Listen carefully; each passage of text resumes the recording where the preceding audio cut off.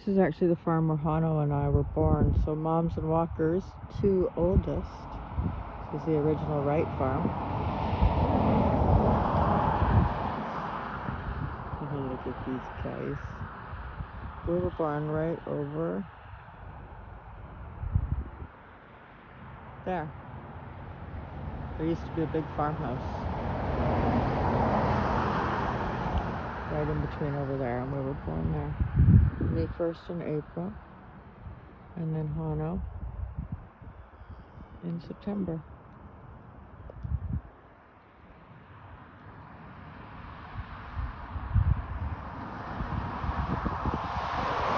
It's a very special spot.